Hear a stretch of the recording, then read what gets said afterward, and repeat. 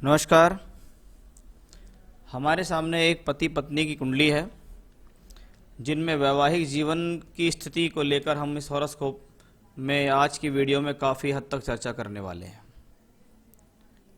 सबसे पहले हम कुंडली के अंदर बल चेक करेंगे कि किस कुंडली के अंदर कितना बल है, कि आखिर मैरिड लाइफ से संबंधित अगर प्रॉब्लम है तो वो कहाँ किसके हॉरोस्कोप में ज़्यादा है, उसका क्या रिजल्ट है और इनको क्या करना चाहिए भविष्य में, अपने आप को लेकर, अपने फ्यूचर को लेकर क्या क्या करना चाहोगे।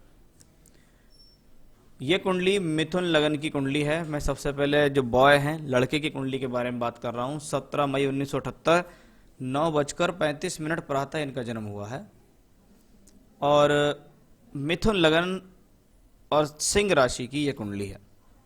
मिथुन लगन बुध का लगन है।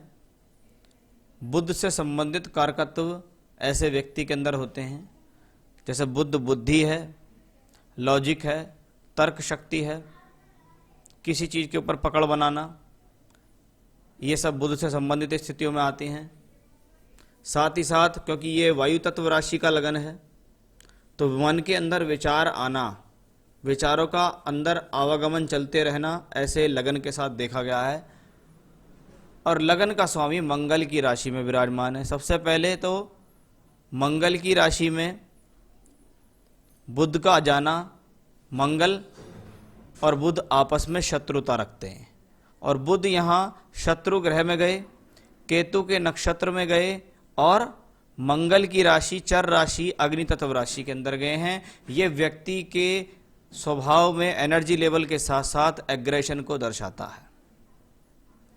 लगन में दो ग्रह बैठे हुए हैं, शुक्र और बृहस्पति, जो व्यक्ति को सामाजिक रूप से इस प्रकार का दर्शाने का प्रयास करते हैं कि ये व्यक्ति बहुत शांत है, बहुत अच्छा है, समझदारी है और इसमें कोई संदेह भी नहीं है कि ये व्यक्ति समझदार है, क्योंकि इसके लगन में बृहस्पति है। ये कोशिश करके चलता है कि मेरा काम अगर कोई कर रहा हूँ उसमें सामाजिक हानि ना हो, चाहे वो घर परिवार से संबंधित हो, चाहे कार्य व्यवसाय से संबंधित हो, व्यक्ति समाज का भी ध्यान रख के चलता है। पंचमेश जो शुक्र हैं वो यहाँ लगन में बैठे हैं। व्यक्ति बुद्धिमान है, पंचमेश लगन में है, अपनी शिक्षा और एजुकेशन के बल पर, ज्ञान के बल पर, बुद्धि के बल पर जीवन में तरक्की हासिल करेगा। पंचमेश लगन में कारक बृहस्पति के साथ है, संतान होगी और संतान का सहयोग भी होगा। तो वो स्थितियाँ दिखाई दे रही हैं, लेकिन लग्नेश की स्थितियाँ अच्छी नहीं। कहने को लग्नेश जब एकादश भाव में हो तो लाभ में से जुड़ा हुआ प्लेनेट है, ये आपको सोर्स ऑफ इनकम देगा, ये धन योग बना रहा है। लेकिन व्यक्ति अगर एक बार आपे से बाहर होता है तो उसके क्रोध की सीमा बहुत तेज हो जाती है, क्योंकि यहाँ बुध अग्नि तत्व राशि में होता है तो आपकी बुद्धि एकदम अग्नि के समान कार्य करना शुरू कर देती है, आपको एग्रेशन आना शुरू हो जाता है। वही दूसरा योग आपकी कुंडली में मुझे मंगल से दिखाई दिया कि मंगल इस कुंडली में दूसरे घर यानी वाणी स्थान पर बैठा है, षष्ठेश हो गए। अपनी वाणी के द्वारा आप दूसरों का मन दुखा सकते हैं। आप ऐसी वाणी का प्रयोग कर सकते हैं जो कटु वाणी होती है, गलत वाणी होती है, जो दूसरे के ऊपर इस प्रकार का प्रभाव डाल सकती है कि भाई ये प्रभाव मेरे ऊपर गलत है, आपकी ये बात मुझे ठीक नहीं लगी, आपके कहने का तरीका ठीक नहीं है, आपके लहजा ठीक नहीं है। क्योंकि मंगल एक तो अग्रेसिव प्लैनेट है, एनर्जेटिक प्लैनेट है और वो भी नीच का होके गया, तो क्या हुआ, आपके स्वभाव के कारण आपके घर परिवार वालों से भी आपके संबंध खराब हो सकते हैं। तो वो मंगल ने यहाँ दिखाया। साथ ही साथ ये मंगल षष्ठेश होकर यहाँ है। ये मंगल कुटुंब के लोगों से कलह करा सकता है, धन संपत्ति में विवाद दे सकता है, पैतृक संपत्ति में कलह दे सकता है।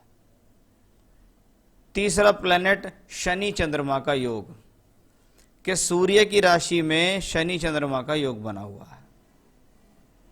अब चंद्रमा सूर्य की राशि में हो तो ये रॉयल राशि कहलाती है। व्यक्ति जीवन में अपने बड़े उच्च विचार रखता है, उसके जो विचार होते हैं बड़े ऊंचे दर्जे के होते हैं, अच्छी सोच रखता है, बड़ी सोच रखता है, जीवन में कुछ बड़ा करना चाहता है। लेकिन उसके साथ शनि भी है, शनि अष्टमेश और ये है। अब शनि चंद्रमा का योग शास्त्र में विषयोग कहलाता है। ये विषयोग आपकी मानसिकता को नेगेटिव करता है, ये विषयोग आपकी मानसिकता को खराब करता है। तो तीन चीज मुझे अब तक दिखाई दी कि बुध, मंगल और ये शनि चंद्रमा का कॉम्बिनेशन। शनि तीसरे घर में भाग्येश होके है, टूर से, ट्रैवलिंग से, यात्राओं से, भागा दौड़ी करके, मेहनत करके ऐसा व्यक्ति जीवन में अपने भाग्य में उठान लाता है, भाग्य में तरक्की करता है। कुंडली राहु केतु अक्षस में फंस गई है, सभी ग्रह राहु केतु अक्ष पर आ गए हैं, आप देख लीजिएगा। इसको कालसर्प योग या दोष के नाम से कलयुग में जाना जाता है, जैसा कि इसका शास्त्र में कोई वर्णन नहीं है। लेकिन मैं ऐसे लोगों को एक बार अवश्य कहता हूं कि Rahu Ketu natural malefic planet हैं, इनका स्वभाव अशुभ है। ये जिस घर से संबंध बनाते हैं उसमें प्रॉब्लम देते हैं। चौथा घर भूमि, जमीन, जायदाद, सुख साधन, घर की सुख शांति के लिए जाना जाता है।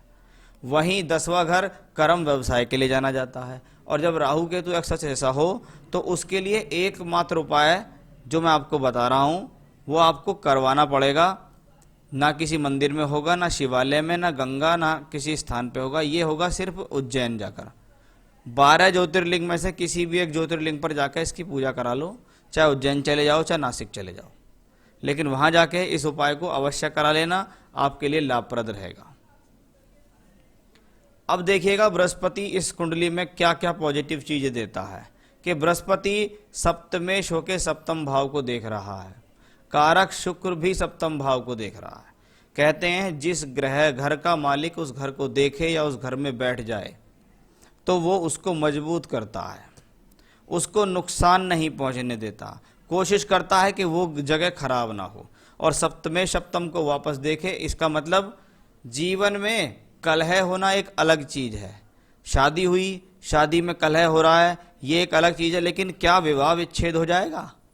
क्या विवाह अलग हो जाएगा? तो पहला इंडिकेशंस तो यहाँ आया कि भैया सप्तमेश और कारक सप्तम को देखते हैं, ये पूरी तरीके से प्रयास करेंगे कि आपकी शादी चले, आपकी शादी टूटे ना। अब मैं मैरिड लाइफ को देखने के लिए हमेशा से नवांश कुंडली को देखता हूं। सूर्य के बारे में भी थोड़ा मैं आपको बता दूं कि सूर्य तृतीय शो के द्वादश भाव में हो, आंखों से संबंधित रोग दे सकता है। साथ ही साथ अपनी दशा अंतरदशा में टूर से, ट्रैवलिंग से, यात्राओं से स्थान परिवर्तन करके लाभ दे देगा।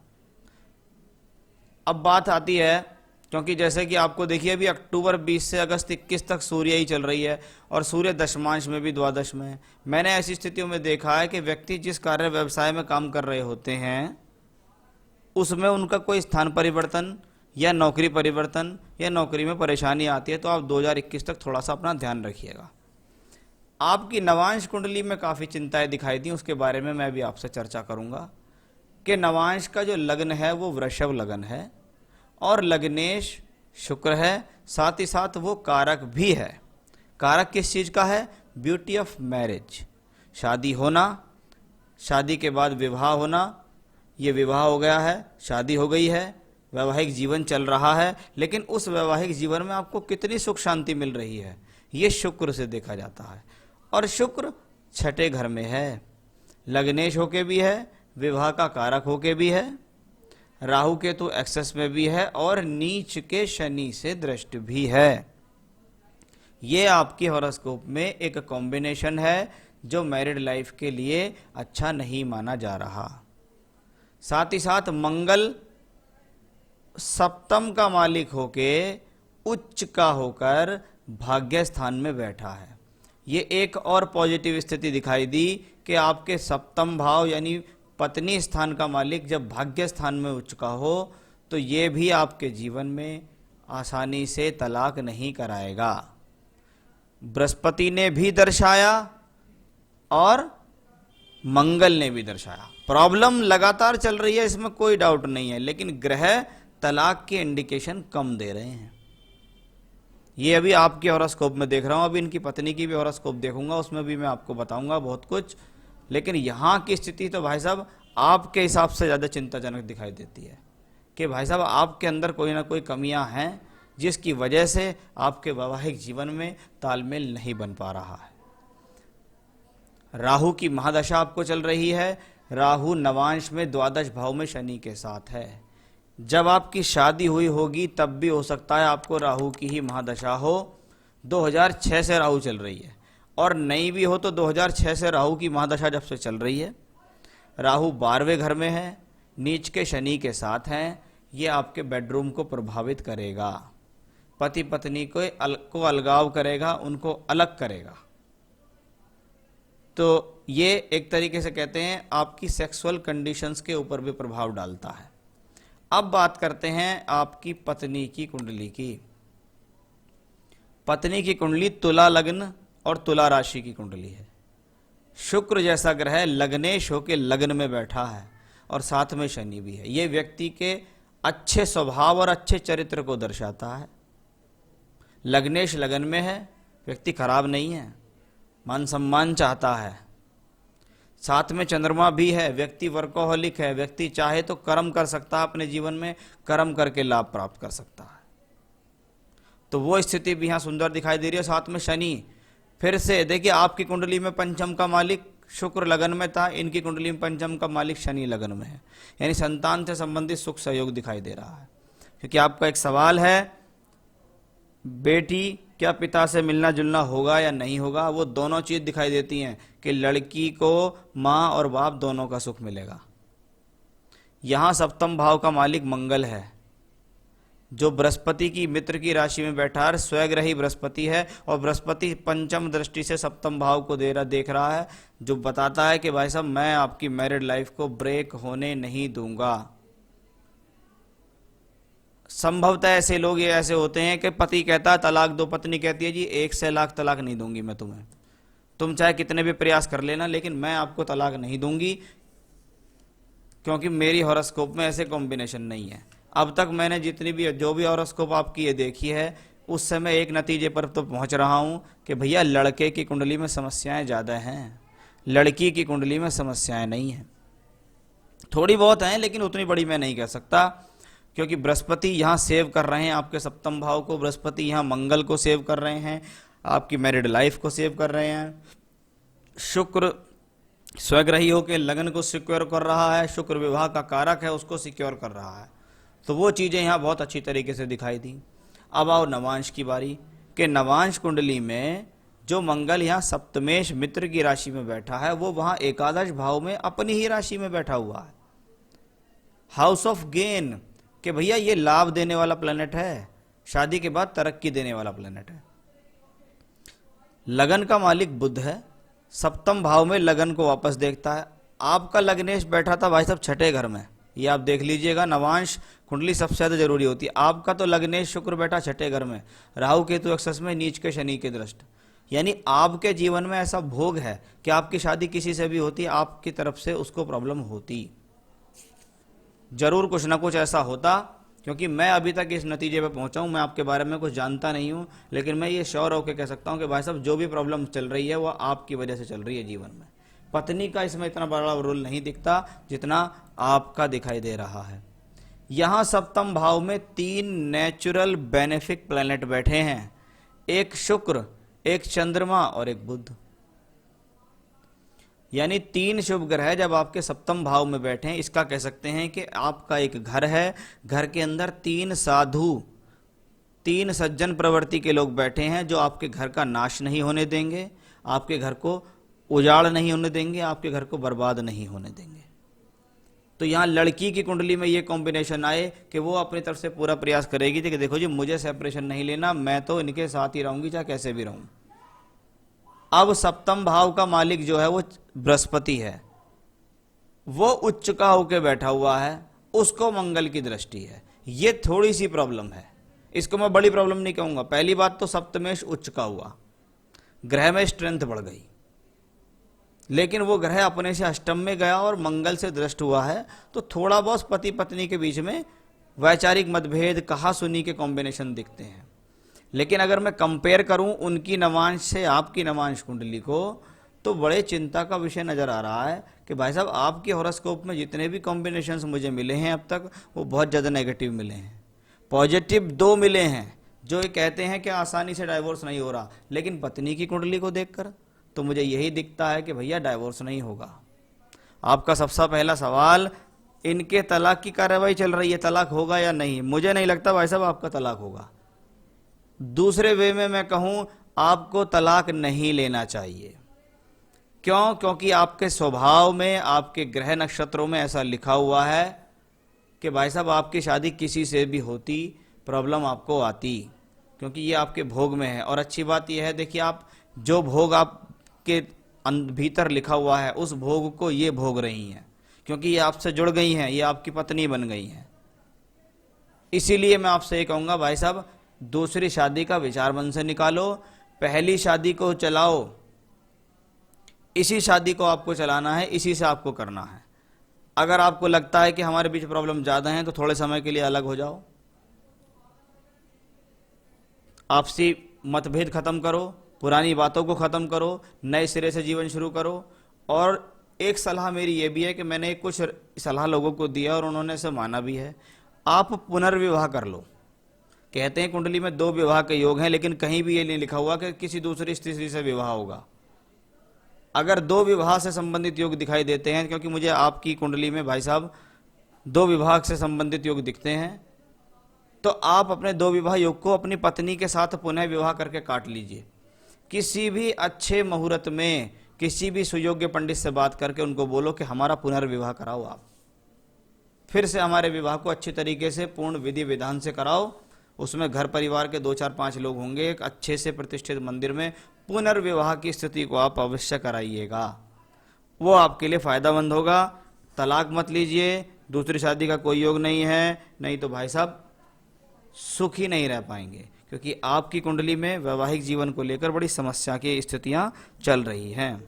आपने पूछा तलाक के बाद उनका जीवन कैसा रहेगा, दूसरी शादी करेगा क्या? तो तलाक नहीं लेना चाहिए, पहली बात। इतनी आसानी से तलाक होगा भी नहीं। क्या बच्चे से पिता का मिलना जुलना रहेगा? मैंने आपको बता दिया था कि हाँ जी, बच्चे से पिता का माता दोनों का मिलना जुलना रहेगा। स्वास्थ्य की दृष्टि से कैसा रहेगा? स्वास्थ्य की दृष्टि से तो स्थिति ठीक है, लेकिन मानसिक तौर पे पीड़ा है, मानसिक तौर पर कष्ट दिखाई देता है, वो स्थितियां मुझे यहां दिखाई दे रही हैं। अभी तो 2021 तक इनकी नौकरी ना चली जाए, इनको नौकरी में बाधा ना आ जाए, उसका भी विशेष ध्यान देना होगा। क्योंकि आपने पूछा है नौकरी की दृष्टि से कैसा रहेगा, तो वो भी मैं आपको बता दूं, नौकरी की दृष्टि से भी अभी चिंता का विषय है, तो उस पर भी आपको विशेष ध्यान देना होगा। अपने आप पर कंट्रोल करें, एग्रेशन पे कंट्रोल करें, जल्दबाजी से बचें, खराब वाणी का प्रयोग ना करें, क्रोध ना करें, जल्दबाजी ना करें। इन सब का आपको भाई साहब विशेष ध्यान देना है। काल सर्प दोष की जाके पूजा करा लो, उज्जैन में चले जाओ, वहाँ ज़्यादा बढ़िया रहेगा। 3100-4100 रुपये लेते हैं, सारा सामान व्यवस्था सब उनकी होती है। आप वहाँ जाके पूजा कराइए हो भाई साहब एक बार ज़रूर, चाहो तो पत्नी को भी ले जाओ। एक काम तो वो करो। दूसरा, अपने शुक्र को मजबूत करो, क्योंकि ब्यूटी ऑफ मैरिज देने वाला प्लैनेट शुक्र। एक डबल फायर ऑस्ट्रेलियन ओपल धारण कीजिए आप, मुझसे आप उसे प्राप्त कर सकते हैं। मैं आपको रिंग बनवा कर भेजूंगा और उसका मुहूर्त बताऊंगा किस दिन आपको ये पहनना होगा। तो ओपल आपको पहनना है, कालसर्प दोष का निदान आपको कराना है, रुद्राष्टकम का रोजाना पाठ करना है, कम से कम 3 बार रुद्राष्टकम का पाठ करना है। रोजाना भगवान शिव के मंदिर जाना है, उनको जल का अभिषेक कराना है। ओम नमः शिवाय मंत्र बोलते हुए आप शिवलिंग पर जल चढ़ाएंगे, रुद्राष्टकम का पाठ करेंगे 3 बार, एक बार नहीं 3 बार। उसके अंदर 8 श्लोक होते हैं, आप उसे गूगल से सर्च कर लीजिएगा, आपको वो मिल जाएगा।